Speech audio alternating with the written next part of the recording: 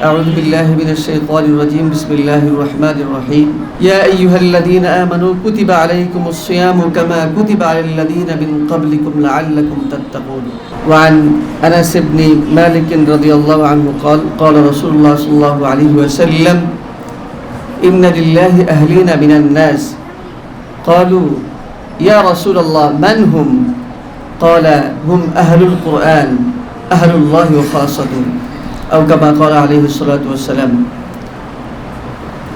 আমরা মহান রব্বুল আলামিনের দরবারে লাখো কোটি শুকরিয়া আদায় করছি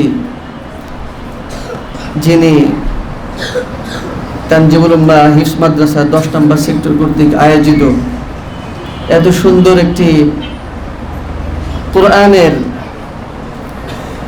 কোরআনের পাখিদেরকে তাদের সর্বপ্রথম সবক এই আমপারার সবক, হিফজের সবক, আবার নাজরার সবক, আবার হিফজ সমাপন, তিনটা বিষয়ই অর্থাৎ হিফজের সাথে যে তিনটা বিষয় আছে তিনটা বিষয়কেই সামনে রেখে আজকে এই সবক প্রদান অনুষ্ঠান করার জন্য তৌফিক দান করেছেন। আমরা সকলে বলি আলহামদুলিল্লাহ। আমি আপনাদের সামনে একটি আয়াত পড়েছি, তেলাওয়াত করেছি এবং একটি হাদিস তেলাওয়াত বলেছি। প্রথমত যে জিনিসটা একেবারেই এই রমাদান মাস আমরা অতিবাহিত করছি, আমি মনে করি আমরা খুবই লাকি। যেই মাসে কোরআন অবতীর্ণ হয়েছে, যেই মাসে কোরআন নাজিল হয়েছে, সেই কোরআনের মাসে আমরা আমাদের এই ছোট্ট সন্তানদেরকে কোরআনের সবক দিতে পেরেছি এবং তারা কোরআনের সবক গ্রহণ করতে পেরেছে। এটা আসলে খুবই it's a matter of good luck আমাদের জন্য স্পেশালি। আল্লাহ তাআলা এই রমাদানের সিয়ামকে কি করেছেন? ফরজ করেছেন।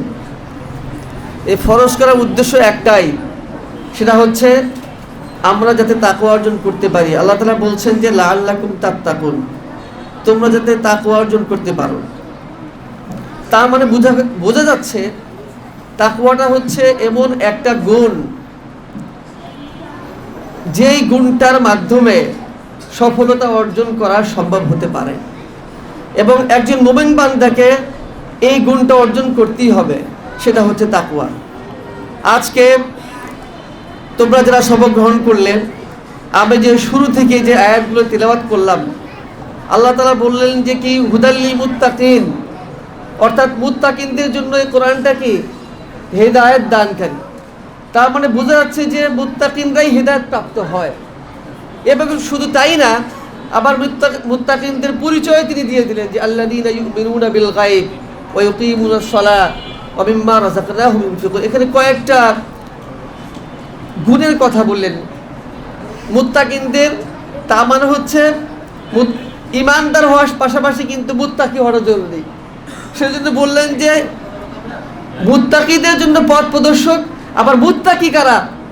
বললেন যে আল্লাযীনা ইউমিনুনা বিল গায়ব, যারা আল্লাহকে গায়বের প্রতি বিশ্বাস রাখে, অর্থাৎ আল্লাহকে বিশ্বাস করে। তাহলে বোঝা যাচ্ছে যে ইমানের চেয়েও কিন্তু আপনার মুত্তাকির স্তরটা অনেক উঁচুতে। কাজেই আর আল্লাহ তাআলা শেষে আবার কি বললেন? উলাইকা আলা হুদাম মির রাব্বিহিম। ওখানে যেরকম ভাবে বললেন যে হুদাল্লিল মুত্তাকিন, আবার শেষে বললেন যে উলাইকা আলা হুদাম মির রাব্বিহিম, অর্থাৎ মুত্তাকিরা আবার কি আছে? হেদায়েতের উপর প্রতিষ্ঠিত রয়েছে। আর এই মুত্তাকিরাই হচ্ছে সফলকাম। কাজেই আমরা যদি সফলকাম হতে চাই, আমরা যদি আমাদের জীবনে সফলতা অর্জন করতে চাই, তাহলে আমাদেরকে মুত্তাকি বান্দা হওয়া ছাড়া বিকল্প কোনো পথ নেই। আমাদেরকে সেই তাকওয়া অর্জন করতে হবে। দ্বিতীয়ত যে বিষয়টা আমি বলবো সেটি হচ্ছে, আমি যে হাদিসটি সবার সামনে আমি উপস্থাপন করেছি, সেখানে আল্লাহ তাআলা এই কোরআনের সাথে যারা সম্পৃক্ত থাকবে, কোরআন যারা আল্লাযী ইয়াকরাউল কোরআন, আল্লাযী ইয়াহফাজুল কোরআন, আল্লাযী তাআল্লামাল কোরআন, আল্লাযী ইউআল্লিমুল কোরআন, আল্লাযী ইয়াহফাজুল কোরআন, অর্থাৎ যারা কোরআন মুখস্থ করবে, কোরআন যারা হিফজ করবে, যারা তেলাওয়াত করবে, তারা হচ্ছে এই আহলের অংশ। এবং তারা বিশেষভাবে বিশেষ মানে আল্লাহ তাআলার খুব কাছের লোক।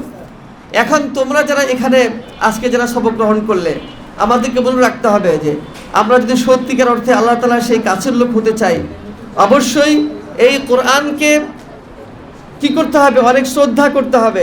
এই তোমরা কি আমার কথা শুনতে পাচ্ছ? তার মধ্যে যারা সবক নিলে আমার কথা তোমরা শুনতে পাচ্ছ? আমাদের এই কোরআনকে কি করতে হবে? অনেক সম্মান করতে হবে, মর্যাদা দিতে হবে, ঠিক আছে? ওযু ছাড়া কখনো মানে অপবিত্র অবস্থায় কোরআন কখনো কি করা যাবে না? স্পর্শ করা যাবে না।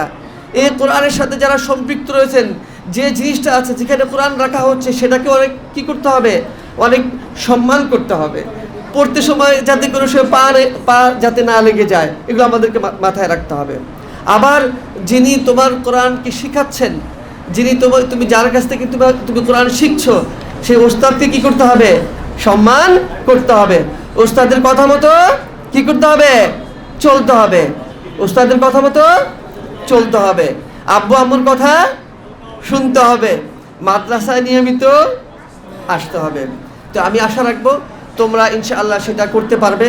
আল্লাহ তাআলা যাতে করে আমাদের এই সংক্ষিপ্ত এই প্রোগ্রামটাকে কবুল করে নেন, এবং যেরকমভাবে আজকে তোমরা কোরআনের সবক গ্রহণ করলে, যাতে করে আজকে তোমাদের সামনে 3 জন ভাই হিফজ তোমাদের সামনে সর্বশেষ সবক উপস্থাপন করলো, এরকমভাবে তোমরা আরও বড় পরিসরে যাতে করে তোমাদের এই সর্বশেষ সবকের শোনানোর মাধ্যমে তোমরা তোমাদের পিতামাতার আকাঙ্ক্ষাকে বাস্তবায়ন করতে পারো, স্বপ্নকে বাস্তবায়ন করতে পারো, এবং সর্বোপরি কোরআন ও সুন্নাহ অনুযায়ী যাতে করে তোমাদের জীবনটাকে গঠন করতে পারো। আল্লাহ তাআলার কাছে সেই তৌফিক কামনা করে এবং সর্বোপরি এই শাখার সার্বিক সাফল্য কামনা করে আমি আমার সংক্ষিপ্ত কথা শেষ করছি। হাদা ওয়া সাল্লাল্লাহু আলা নবিয়্যিনা মুহাম্মদ। আসসালামু আলাইকুম ওয়া রাহমাতুল্লাহি ওয়া বারাকাতুহু।